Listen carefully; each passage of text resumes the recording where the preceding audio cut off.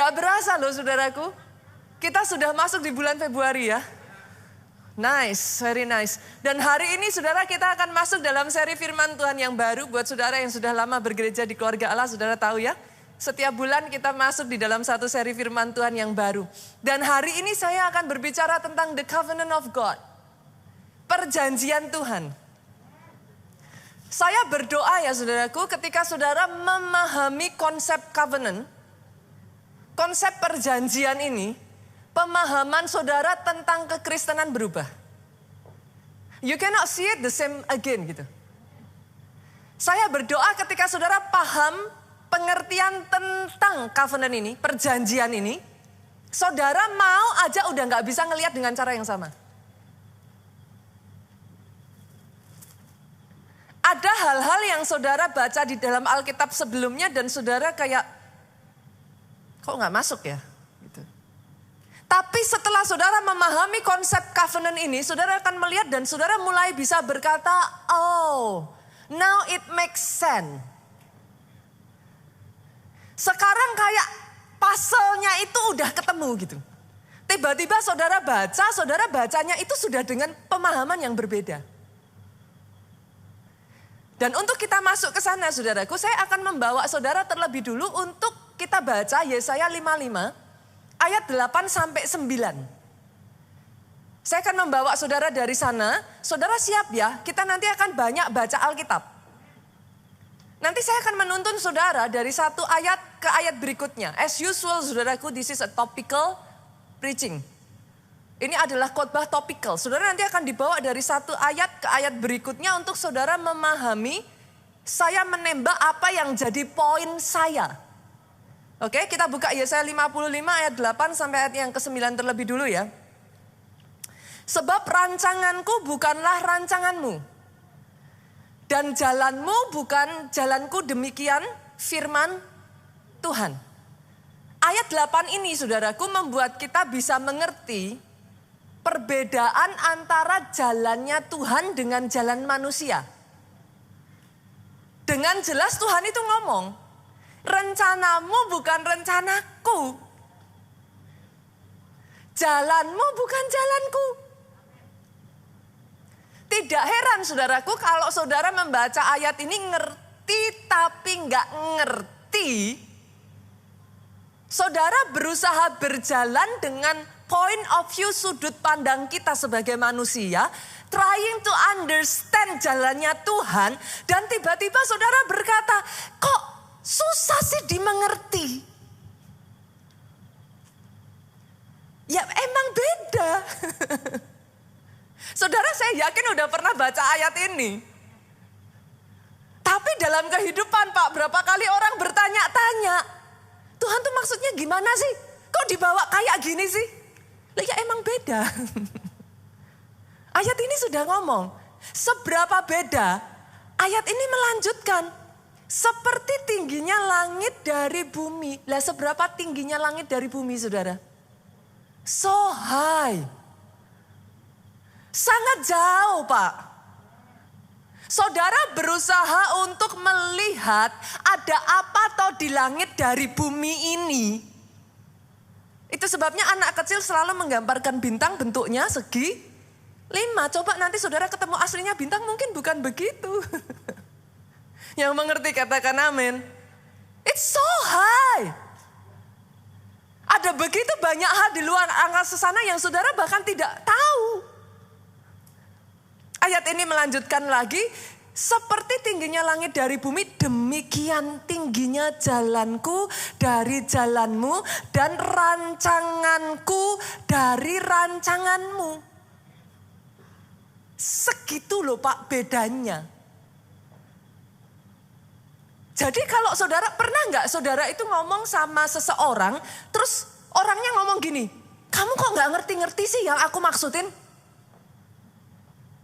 Pernah ngalami itu nggak saudara? Actually what happened? Bukan orangnya nggak ngerti.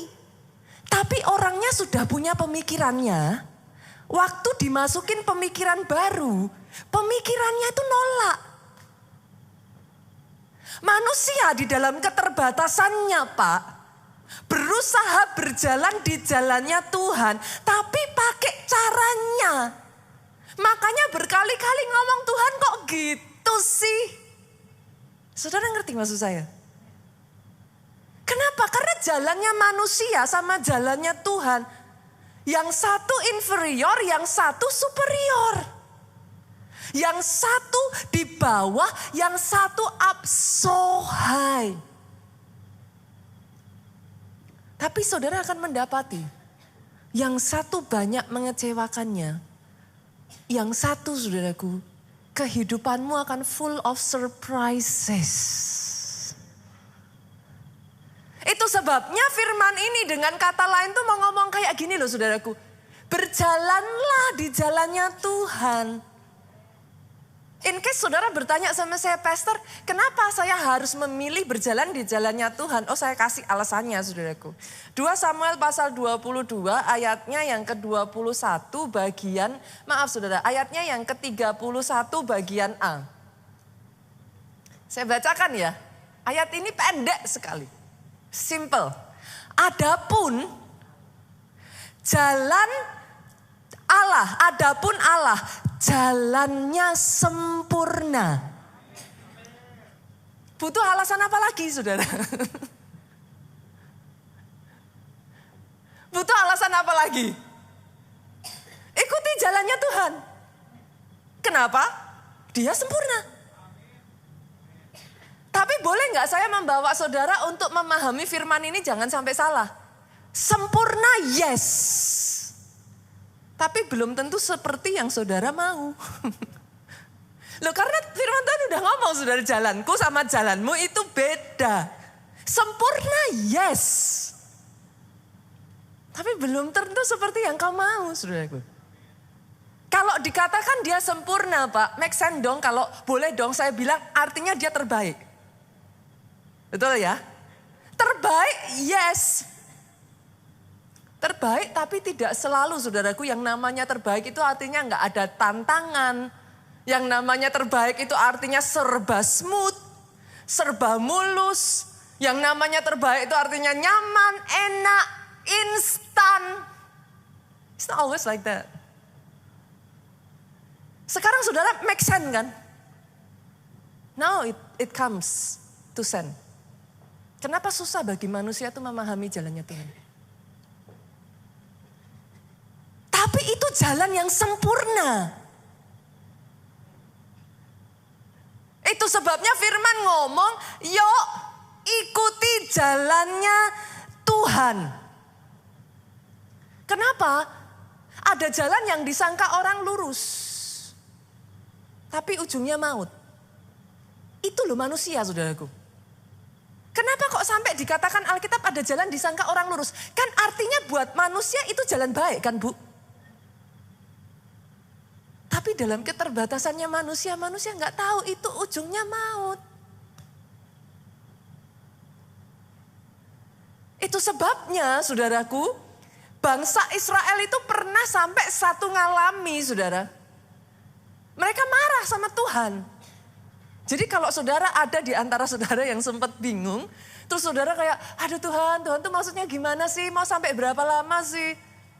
Tenang saudara, ada temennya. Bangsa yang disebut umat Tuhan pun pernah ngalami itu. Kenapa? Coba kita buka ya. Keluaran 13 ayat 17 sampai 18.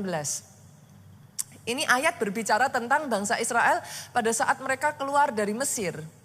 Ayat 17 ngomong begini saudara, setelah Firaun membiarkan bangsa itu pergi, artinya kapan ini saudara? Bangsa Israel keluar dong dari Mesir ya. Setelah Firaun membiarkan bangsa itu pergi, Allah tidak menuntun mereka melalui jalan ke negeri orang Filistin. Walaupun jalan ini yang paling dekat. Nyebelin gak saudara? Tuhan tahu gak? Loh di ayat ini dicatat. Tuhan tahu.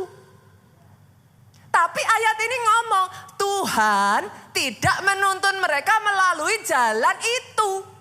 Sekalipun itu jalan paling dekat. Bukankah sejujurnya loh ya saudaraku. Kalau kita bisa ngomong sama Tuhan, Tuhan mau berapa lama lagi? Kalau orang Jawa bilang, Bu ya cepet gitu saudara.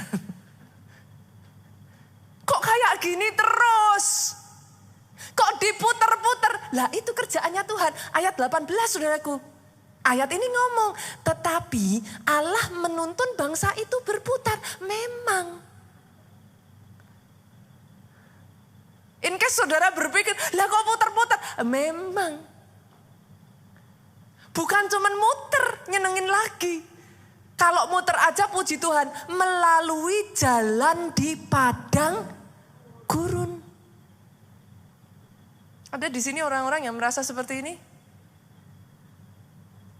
Saya udah ini Tuhan, saya udah itu, kurang apa lagi, mau berapa lama lagi.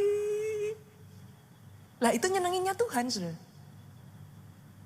Tapi Tuhan tidak melakukan itu without reason, saudara. Hari ini saya berdoa ya, saudara belajar memahami jalannya Tuhan. Tiba-tiba saudara mengerti, tiba-tiba kehidupan saudara, ketika itu semua terjadi, engkau tidak lagi bertanya-tanya, why Lord? Saya berdoa hari ini ketika saudara dengar firman ini, you understand. Engkau paham, engkau sadar. Kenapa kok Tuhan izinkan begitu? Because He knows you best. Dia kenal saudara tuh dari sampai apa ya saudara, istilahnya tuh dalam-dalamnya saudara. Dia ngerti. Mau saudara sembunyiin kayak terserah lah, mau saudara berusaha munculkan. Saudara bisa nipu manusia, enggak Tuhan. Dia loh yang bentuk engkau dari dalam rahim ibumu. Saudara mau nyembunyiin apa dari Tuhan? Bahkan di dalam rahim aja engkau ditenun sama Tuhan kok. Mau disembunyiin apa? Ayat 17 tadi saudaraku mengatakan demikian. Sebab firman Allah, kenapa Tuhan ngelakuin itu? Bukan karena Tuhan jahat. Sebab firman Allah, jangan-jangan bangsa itu menyesal apabila mereka menghadapi peperangan sehingga mereka kembali ke Mesir. Tuhan tuh tahu siapa mereka saudara. Tuhan tahu seberapa kekuatan mereka. Mereka ini bangsa budak. Yang 430 tahun tidak pernah memegang senjata, Pak. Kalau Tuhan izinkan lewat di daerah orang Filistin, habis. Sekarang kalau saudara paham ini, saudara mulai gini, oh.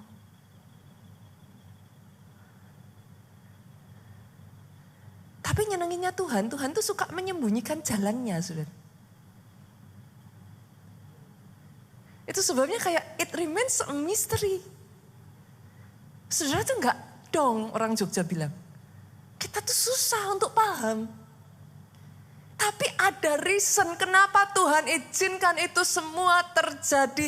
Because He knows you best. Dia izinkan itu supaya lasting. Sayangnya bangsa Israel dalam keterbatasan mereka, Pak. Mereka gak mengerti jalannya Tuhan. Akhirnya mereka gak sampai tanah perjanjian. Isinya ngomel aja. Isinya komplain aja. Doa saya hari ini ya saudaraku. Saudara bisa memahami jalan Tuhan atas kehidupanmu. His way is perfect. Tidak selalu cepat. Tidak selalu enak. Mungkin bukan yang kau mau. But His way is perfect. Abraham ya saudara coba pikir. Butuh waktu berapa lama loh saudara sampai janji Tuhan itu tergenapi? In a way kalau saya boleh mengatakan sampai Abraham menutup mata juga janji Tuhan itu mungkin belum tergenapi kali saudaraku. Karena janjinya kan akan menjadikan Abraham apa? Bapak banyak? Bangsa, anaknya berapa? Kalau saudara melihat sampai di situ saja, saudara akan bilang apa sama Abraham? Mana Tuhanmu? Kamu keluar dari tanah kelahiranmu untuk mengikuti Tuhanmu for nothing. Dapat apa kamu? Pernah dengar kata-kata itu? Abraham itu setidaknya butuh waktu lebih dari 25 tahun loh itu saudaraku. Ada di sini yang baru setahun gak ada udah. Saya berdoa ya saudara, ketika Tuhan memperkenalkan jalannya kepada saudara ya. Dia itu membawa kita pada kekekalan. Aimingnya Tuhan, Abraham itu bukan cuma satu generasi, satu keturunan Pak. Enggak. Yes, Abraham itu menunggu waktu yang sangat lama Bu. Tapi bukan satu keturunan, dua keturunan. Dia menjadi sebuah bangsa. Lasting for long. Abraham tidak gugur di akhir. Buat sebagian kita dapat janji Tuhan tuh artinya hidup diberkati titik. Tuhan aimingnya bukan itu, sorry saudara. Jadi kalau saudara datang ke tempat ini hanya untuk itu, saudara salah tempat. Aimingnya Tuhan gak pernah cuman itu. Dia aimingnya lasting. Bahkan sampai saat ini pun saudara dan saya menyebut Abraham apa? Bapak Abraham.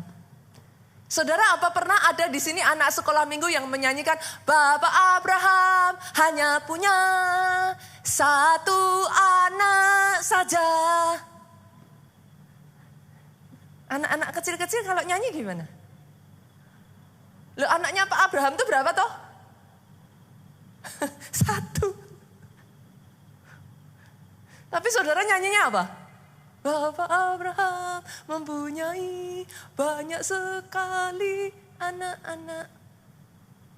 Aku anaknya dan kau juga.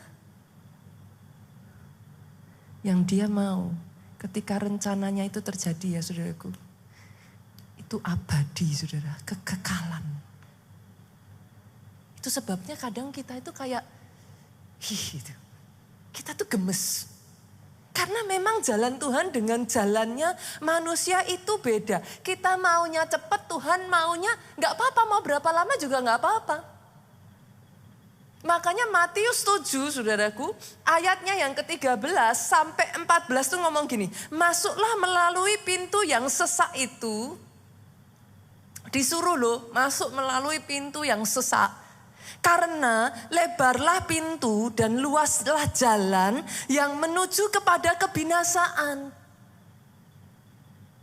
Kalau mau masuk ke pintu yang menujunya kehidupan, sesek Pak. Enggak heran banyak yang enggak mau. Karena enggak enak, sesek. Dan ayat ini melanjutkan, maaf saudaraku, banyak orang yang masuk melaluinya, yang lebar. Karena sesaklah pintu dan sempitlah jalan yang menuju kepada kehidupan. Sedikit orang yang mendapatinya. Orang zaman sekarang kalau bisa enak kenapa susah? Betul? Setuju kan Bapak Ibu? Nah, setuju. Kalau bisa santai, kenapa kerja keras? Saya punya cita-cita, Pastor. Zaman sekarang kan sukanya gitu. Untuk pensiun. Loh, cita-cita kok untuk pensiun, saudaraku? Saudara bisa mengerti zaman sekarang, orang itu maunya cepat, gampang, hasilnya besar. Betul? Dan banyak dari saudara berkata, lah buktinya yang itu gak apa-apa tuh Pastor. Gak apa-apa sampai papa saudara. Yang mengerti katakan amin. Itu nipu-nipu gak ketahuan kok Pastor. Sampai sekian tahun juga aman kok. Ya gak apa-apa sampai papa saudara. Dan masalah banyak orang, mereka melihat yang seperti itu sebagai goal. Beberapa waktu yang lalu saya rasa Indonesia dikejutkan hal itu kan saudara. Kita melihat bagaimana cepat sekali kayanya. Boom, boom, boom, boom, boom, boom, boom. Masih muda tapi sudah begitu cepatnya. Semua orang kepengen. Semua orang belajar. Muncullah perkataan ini, itu, dan lain sebagainya. Wow, benar-benar goal. Enggak apa-apa sampai papa. Tiba-tiba jatuhnya pun secepat naiknya. Saya berdoa bukan itu yang Tuhan mau atas hidupmu loh saudaraku.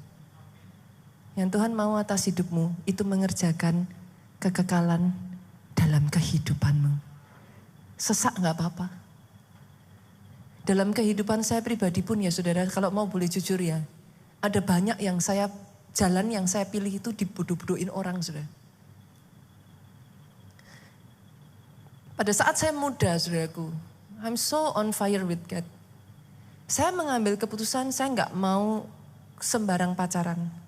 Itu pun teman-teman saya membodoh-bodohkan saya saudaraku. Kamu masih muda. Kamu mau ngapain? Gak apa-apa gonta-ganti pacar itu malah justru jadi pengalaman. Loh, anak muda saudaraku, saudara tahu yang dikatakan. Saya memilih jalan. Orang tua saya ya saudaraku, saya tuh takjub loh dengan didikan mami saya itu saudara. Seriously. 3 anaknya mami saya ya, 3-3-nya itu pacaran sekali. Menikah dengan orang yang dia pacaran itu. Baik cicik saya, adik saya. Di keluarga saya dididik begitu saudara. Pacaran itu bukan permainan. Itu sebabnya kalau mau pacaran, think twice, think thrice. Berpikir lagi, berpikir ulang. Kalau saya renungkan sekarang, saya tuh amazed loh dengan didikan mami saya itu. Saya dibodoh-bodohin saudaraku ketika saya memilih jalan itu. Banyak orang, pada saat saya memutuskan untuk menikah dengan Pastor Joe yang notabene adalah seorang pendeta, saya dibodoh-bodohin keluarga saya. Apa enaknya sih jadi pendeta? Kayak ikan dalam akuarium. Ekornya kepanjangan, salah. Kurang panjang, salah. Kepala besar, salah. Kepala kecil juga salah, kan gitu. Apa enaknya? Saya dibodoh-bodohin. Hari di mana saya mengambil keputusan untuk bersekolah dan mengambil jurusan teologi, saya dibodoh-bodohin. Momen di mana saya memutuskan untuk pulang ke Indonesia dan tidak tinggal di Amerika, saya dibodoh-bodohin. Tapi saya belajar satu hal saudaraku. Jalan Tuhan itu sempurna. Saya mungkin tidak paham. Pada saat itu saya seperti orang bodoh saudara. Seriously. Saya tidak paham. Tapi saya belajar mengikuti jalan Tuhan.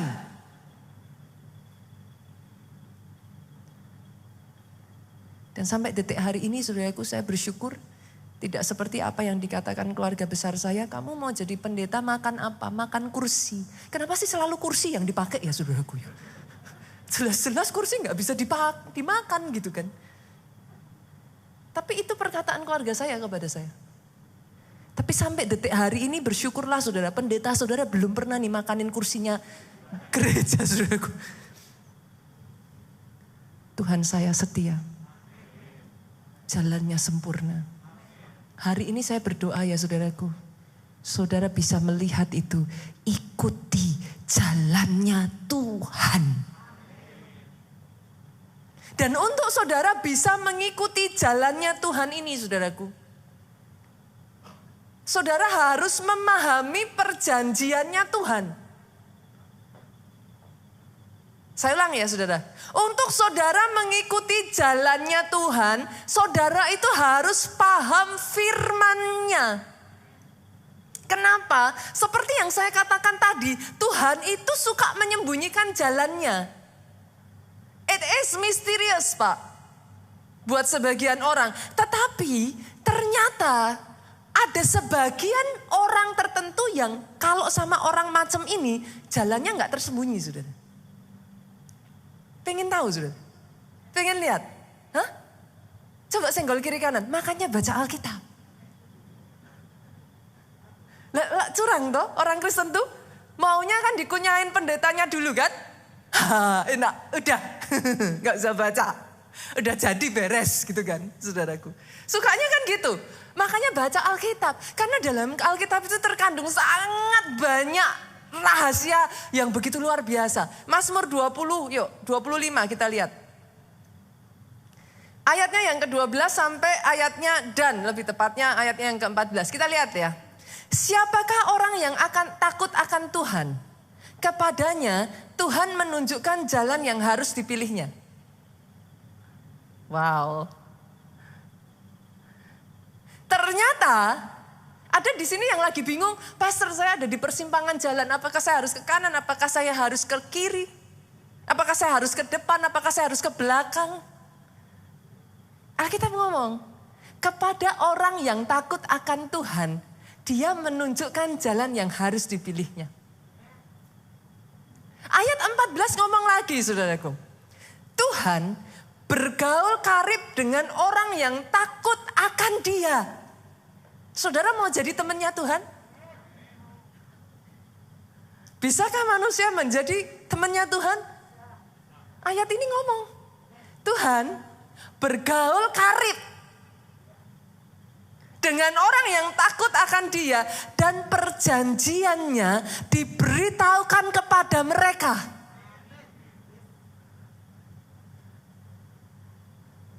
Kuncinya sederhana, saudara. Dekat Tuhan, ke?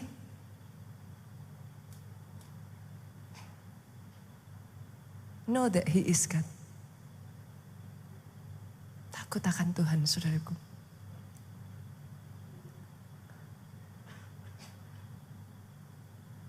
Jalan Tuhan itu terdapat di dalam perjanjiannya. Boleh nggak saya tarik analogi kesimpulan, saudaraku, dari ayat 12 dan ayat 14 ini? Siapa orang takut akan Tuhan, kepadanya Tuhan menunjukkan jalan. Jalan. Siapa orang takut yang bergaul karib dengan Tuhan, orang yang takut akan Dia, perjanjiannya diberitahukan.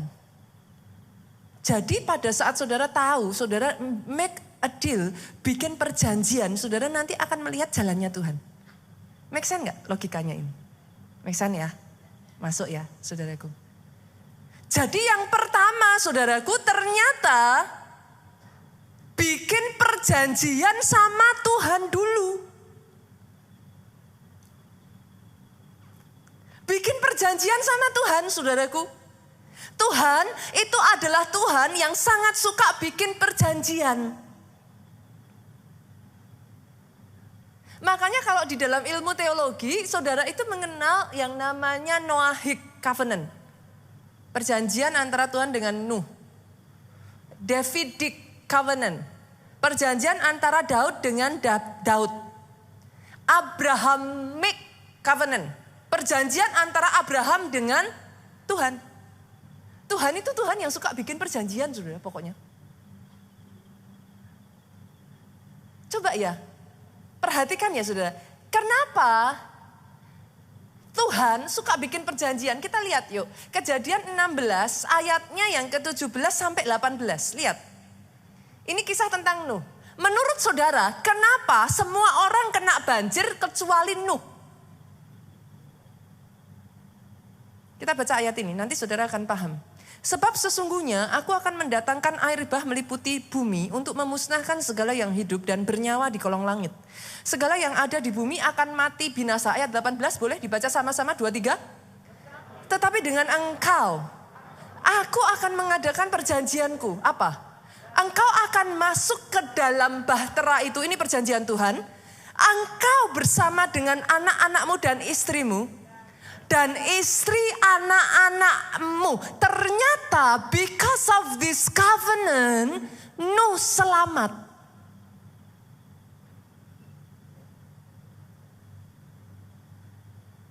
Boleh saya katakan ini? Banyak orang Kristen, akhirnya mudah diombang-ambingkan keadaan. Kenapa? Karena nggak ngerti konsep perjanjian. Mau seberang kanan, seberang kiri banjir. Orang Kristen itu hidupnya tidak ditentukan oleh situasi dan kondisi. Saudara harus paham ini, bukan cuma amin loh saudara. I'm about to make my point here. Saudara harus mengerti bahwa yang mempengaruhi kehidupan orang Kristen itu bukan sikon. Mau pandemikah, mau resesikah, mau apapun. As long as you make a deal with your God, you stick to the deal, selesai. Saya berharap ya saudara, ada orang-orang di tempat ini yang hari ini ketika saya bagikan ini, saudara nangkep konsep ini. Semua banjir, kenapa Nuh selamat? Dia sudah ngikat perjanjian sama Tuhan. Mau ini banjir kah, mau ini apapun semua dibinasain Tuhan. Tapi engkau dan keluargamu dan istrimu dan anak-anak istrimu dan anak-anak istri anak-anakmu semuanya. Karena sudah ada deal, Tuhan keep itu. Jadi hari ini saudaraku, mungkin sebagian dari saudara bertanya-tanya. Saya tahu saudara, konsep perjanjian ini. Baik saudara ini pertama kalinya ke gereja ataupun saudara udah banyak ke gereja yang lain ya saudaraku. Sangat jarang diajarkan di gereja. Itu yang saya sangat sayangkan saudaraku. Banyak orang Kristen itu hanya diberikan firman-Nya. Saudara nggak ngerti root akarnya gitu.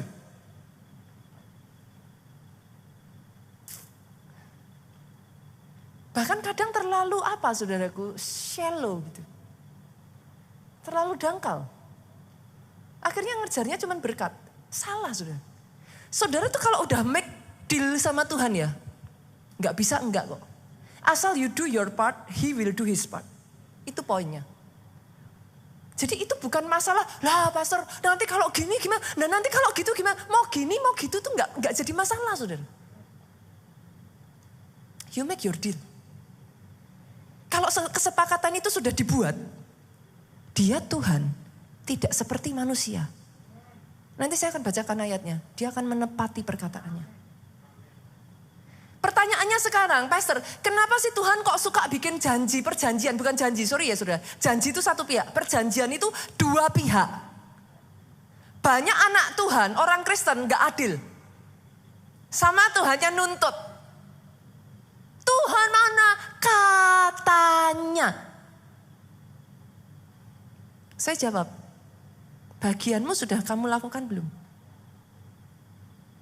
Nanti saya akan masuk saudara, untuk saudara bisa memahami. Dan tiba-tiba, everything start to make sense. Kenapa Tuhan suka buat perjanjian? Yang pertama, He love you. In case saudara nggak sadar, He love you. Kenapa saya katakan demikian? Malaikat sekali berbuat dosa, nggak ada ampun loh saudara.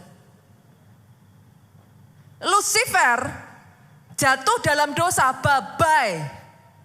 Saudara jatuh dalam dosa berapa kali? Dia membuat perjanjian to save you.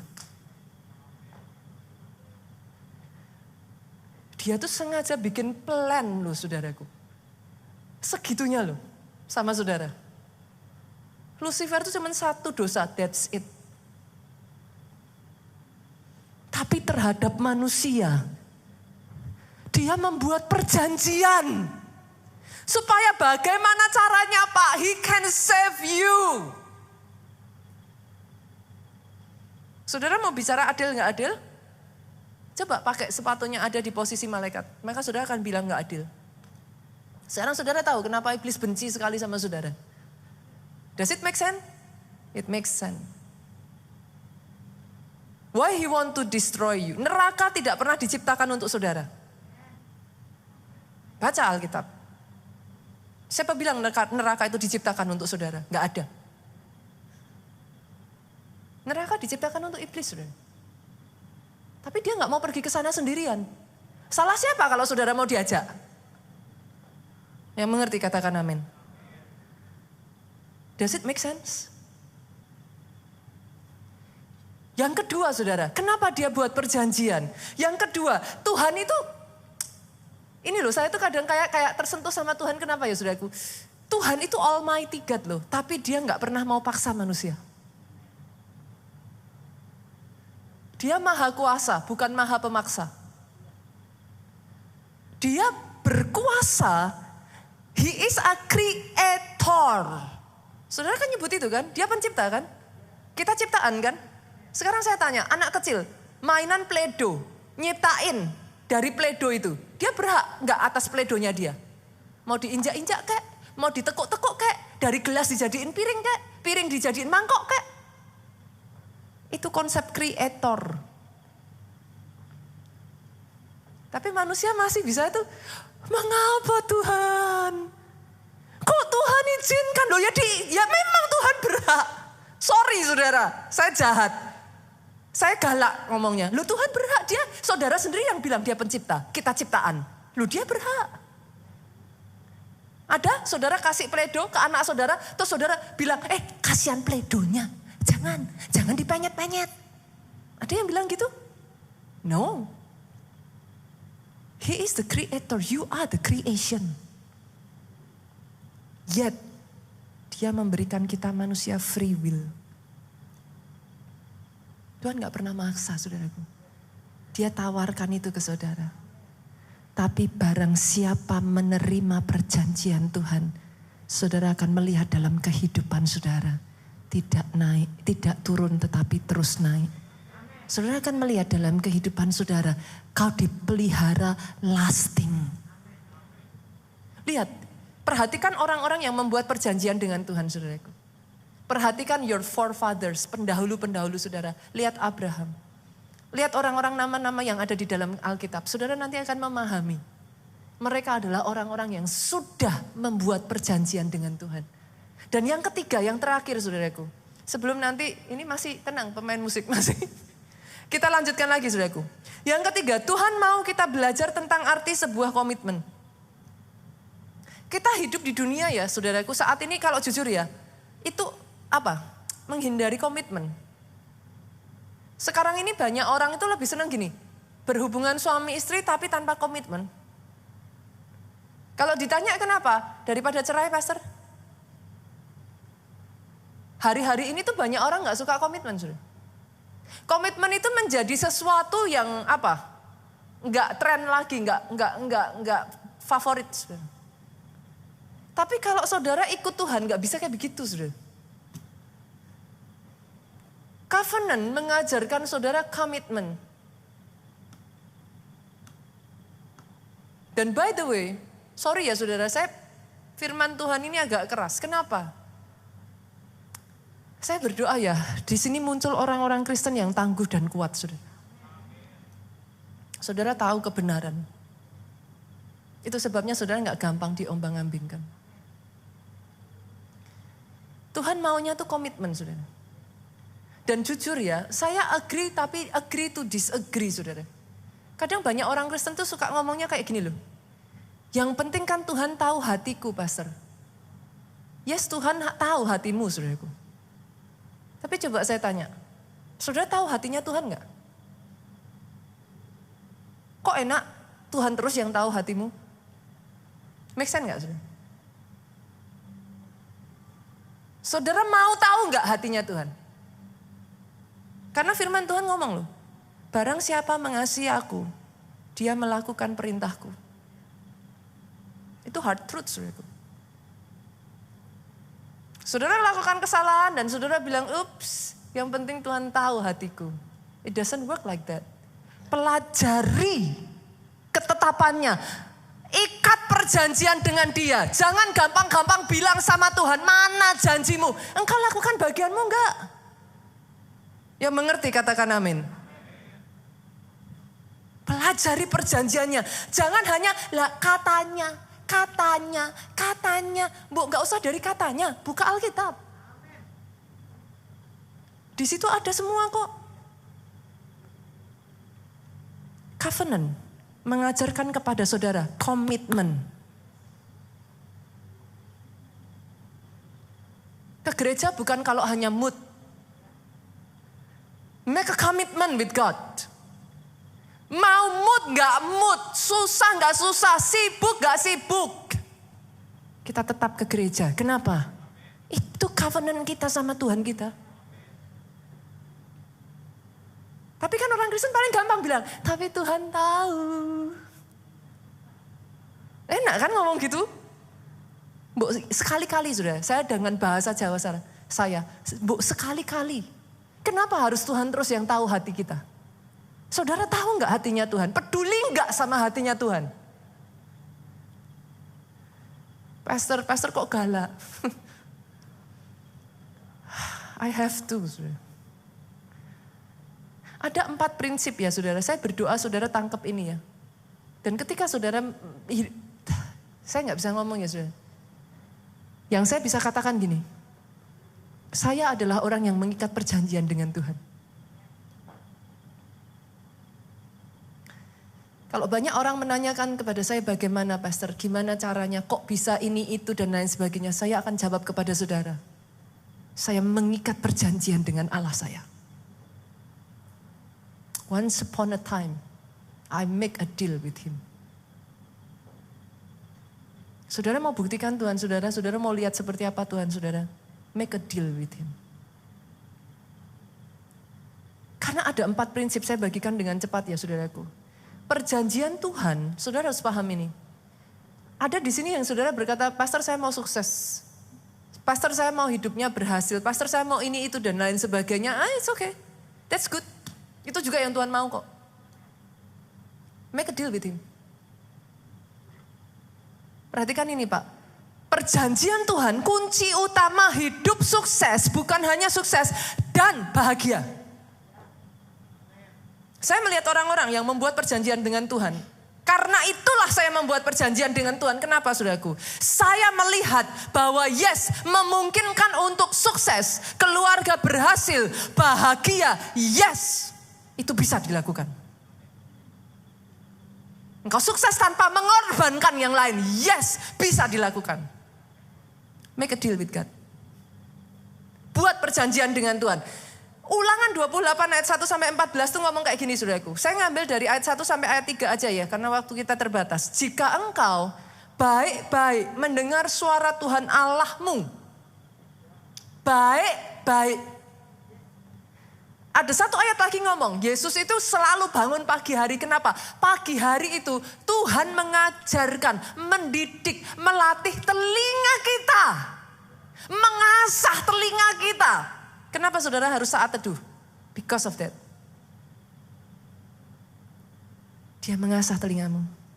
Dia mengajarkan jalan-jalannya kepada saudara. Dengarkan itu baik-baik. Dengarkan itu baik-baik. Jangan disambi ini, jangan disambi itu. Dengarkan itu baik-baik. Kenapa? Ke gerejanya onsite. Kenapa enggak online? Enggak banyak orang, saya enggak mengatakan bahwa enggak boleh online loh saudaraku. In certain situation go ahead. Tapi kenapa onsite? Onsite aja kadang bisa enggak fokus kok. Tapi kan sungkan. Kan? Apalagi online. Online disambi ngurus anak. Online disambi makan kerupuk saudaraku. Kadang ada loh yang online disambi mandi saudara. Wow. Tapi gimana saudara bisa mendengar baik-baik? Enggak akan bisa. Dan setelah itu saudaraku, melakukan. Saudara hanya mendengar, tidak melakukan, jangan ngomong, jangan berani ngomong sama Tuhan. Why Lord forget it. Karena di sini ngomong, dengarkan baik-baik, setelah itu lakukan. Lakukannya pun dengan setia. Jangan nyoba-nyoba seminggu, 2 minggu, gak terjadi apa-apa Pak. Bye-bye Tuhan, mana katanya. Loh, orang baru seminggu, 2 minggu, sebulan, setahun. Dengan setia. Bukan coba-coba. Dengan setia, terus dilakukan. Dan setelah itu ayat ini berkata saudara, segala perintahnya yang kusampaikan kepadamu pada hari ini. Perintah Tuhan jangan dipilih-pilih. Yang ini saya suka dilakukan. Yang ini itu pendetanya. Dulu orang ada ayatnya kok. Enggak, itu pendetanya punya tujuan. Loh gimana saudaraku? Kalau ngelakuin, lakuin semua Pak. Jangan dipilih. Jangan hanya yang enak saja. Banyak orang kalau saya bilang diberkati aminnya kenceng. Tapi 2 Korintus 2 ayatnya yang ketiga ngomong gini. Ikutlah menderita bersama dengan aku. Itu saya tuh ketawa loh saudara. Ketika saya ngomong seperti itu. Banyak jemaat tuh ngelihat saya tuh gini. Hah? Waktu saya bilang diberkati. Amin. Ketika saya bilang ikutlah menderita dengan aku. Hah? Terus gini. Diaminkan gak ya ini? Loh itu ayatnya ada. Jangan dipilih, saudara. Kalau saudara setia, dengan sungguh-sungguh dengar, lakukan. Dan tidak dipilih-pilih, semua perintahnya dilakukan. Lihat ini janji Tuhan, saudara. Maka Tuhan Allahmu akan mengangkat engkau di atas segala bangsa di bumi. Segala berkat ini akan datang kepadamu dan menjadi bagianmu. Jika engkau mendengar suara Tuhan Allahmu, diberkatilah. Baca itu nanti sampai ayat 15, ayatnya yang ke-15. Puas itu, saudara. Tapi kenapa saya nggak bacain yang itu? Nanti di rumah saudara bisa baca sendiri-sendiri dan mau amin sekeras apapun monggo, orang Jawa bilang, saudara. Tapi ayat satunya tolong dilakukan dulu. Yang mengerti katakan amin. Sekarang saudara mengerti ya saya katakan. Nah, oke. Kita lanjut yang kedua, saudaraku. Prinsip dari perjanjian Tuhan. Perjanjian Tuhan yang tertulis dalam Alkitab. Yang tertulis dalam Alkitab. Berlaku untuk semua orang di segala zaman. Sorry ya saudara. Ada orang datang sama saya dan bilang, Pastor, saya dengar suara Tuhan, saya disuruh cerai. Saya tahu ketika saya ngomong ini ya saudaraku, akan ada banyak orang dalam kondisi tertentu akan menyerang saya. Akan DM saya untuk hal ini. Tapi I'm sorry. Selama firman Tuhan mengatakan seperti apa, I will still say the same. No matter what. Maafkan saya, saudara. Saya ketemu dengan satu orang yang mengatakan kepada saya, Pastor, saya dilihatin Tuhan dalam mimpi saya, satu pria. Saya gak kenal orangnya. Dan Tuhan kasih namanya, dan itu betul. Saya merasa Tuhan suruh saya cerai sama suami saya dan menikah sama orang itu. Dia tanya kepada saya, Pastor, menurut Pastor itu dari Tuhan atau bukan? Saya bilang, saya gak butuh nubuatan. Saya jawab 1000% bukan dari Tuhan. Iblis tuh ngeri loh saudara. Kalau mau menipu ya, ngeri loh. Firman yang tertulis dalam Alkitab itu untuk semua orang dan sepanjang zaman. Saudara harus diajarkan hard truth seperti ini. Supaya saudara tidak ditipu oleh iblis. Dan yang ketiga, prinsip perjanjian yang ketiga. Perjanjian dengan Tuhan tidak bisa diganggu dan tidak berubah. Saya bacakan ayatnya ya saudaraku. Mazmur 89 ayatnya yang ke-34 sampai 38.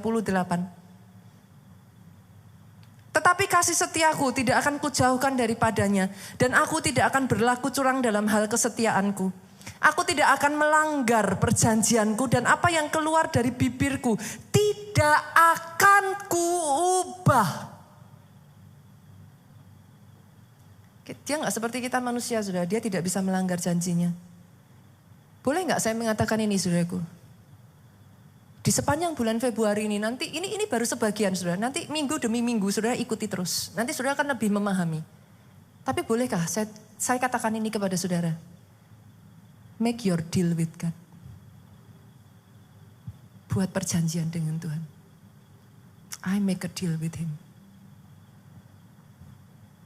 Dan Tuhan mengerjakan itu dalam kehidupan saya. Saya akan tutup dengan satu ayat ini. Imamat 26 ayat 42. Maka aku akan mengingat perjanjianku. Ini hebatnya Tuhan saudara. Dengan Yakub naik ke atas. Juga perjanjian dengan Ishak naik ke atas. Dan perjanjianku dengan Abraham pun akan kuingat naik ke atas. Dan negeri itu akan kuingat juga. You make a deal with God. Nanti itu turun sampai ke generasi anak-anak di bawahmu saudara. Datang di hadapan Tuhan. Bangkit berdiri jemaat Tuhan. Aku percaya pada firman-Mu. Aku melangkah dengan imanku. Tetap setia pada perjanjian-Mu Yesus. Hari ini kita akan masuk di dalam perjamuan kudusnya saudaraku. persiapkan roti dan anggur itu. Saya ajak buat saudara yang sudah menerima roti dan anggur itu. Saudara buka terlebih dulu cawan itu.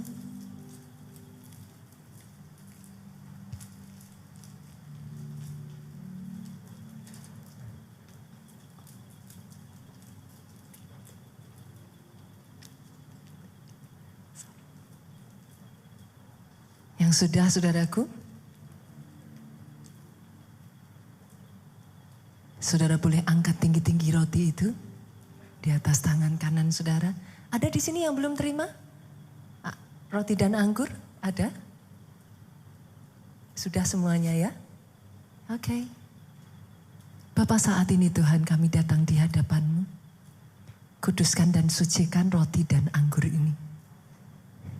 Pakai media ini Tuhan untuk menjadi alat-Mu, membawa kami manunggal dengan Engkau. Sebab pada malam, waktu Ia diserahkan, Ia mengambil roti itu. Ia mengucap syukur ke atasnya dan memecah-mecahkannya dan berkata, inilah tubuhku yang diserahkan bagi kamu, perbuatlah ini menjadi peringatan akan aku. Apakah saudara percaya pada saat dia mati di atas kayu salib, dia dihancurkan saudaraku?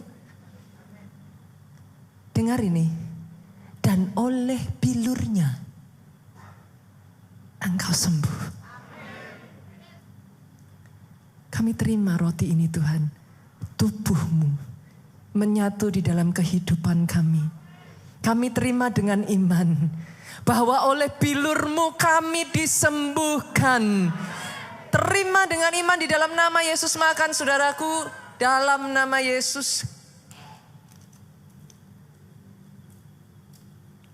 Angkat cawan itu tinggi-tinggi di atas tangan kanan saudara, di atas kepala saudara. Demikian ia mengambil cawan sesudah ia makan, lalu berkata, cawan ini adalah perjanjian baru yang dimeteraikan oleh darahku, perbuatlah ini setiap kali kamu meminumnya menjadi peringatan akan aku. Apakah saudara percaya cawan ini darahnya ditumpahkan sampai titik terakhir? Dan dengar ini saudaraku, tidak ada yang bisa memisahkan engkau dari kasih Allah. Engkau dikuduskan, engkau disucikan, engkau dilayakkan, engkau dipindahkan dari gelap masuk kepada terang. Terima dengan iman, minum di dalam nama Yesus.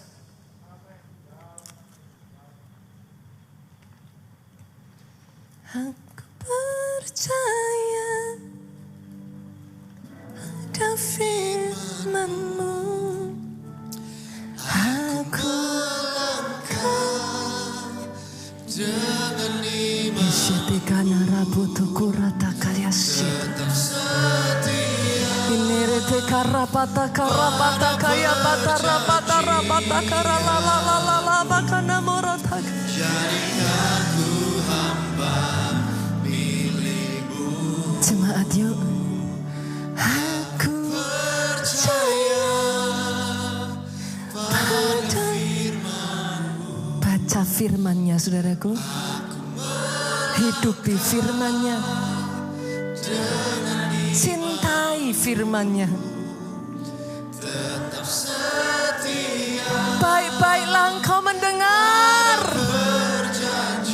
Lakukan. Lakukan dengan setia saudaraku. Segala ketetapan dan perintah-Nya.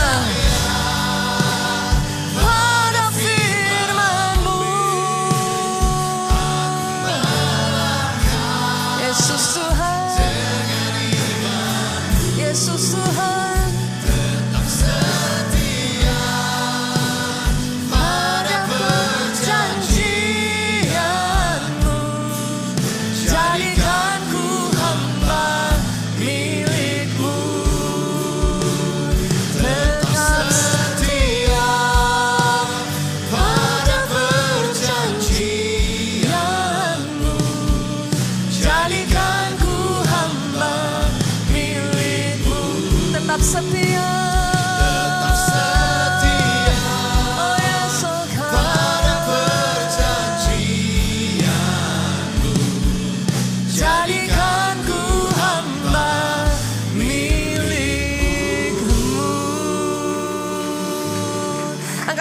tanganmu saudaraku, diberkatilah saudara oleh Tuhan. Amin. Diberkati keluargamu oleh Tuhan. Amin. Ketika kau baik-baik mendengar suaranya, melakukannya dengan setia, segala ketetapan dan perintahnya, diberkatilah hidupmu saudaraku. Keluar masukmu, baik engkau duduk, baik engkau berdiri, baik engkau bekerja, saat engkau di rumah, bahkan saat engkau tidur, diberkatilah engkau oleh Tuhan.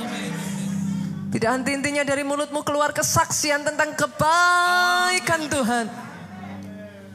Pulanglah saudaraku, membawa sukacita, damai sejahtera Allah Bapa, cinta kasih Yesus Kristus Putranya, persekutuan dengan Roh Kudusnya sekarang sampai selama-lamanya. Engkau yang diurapi, engkau yang diberkati, katakan dengan suaramu yang paling keras. Amin.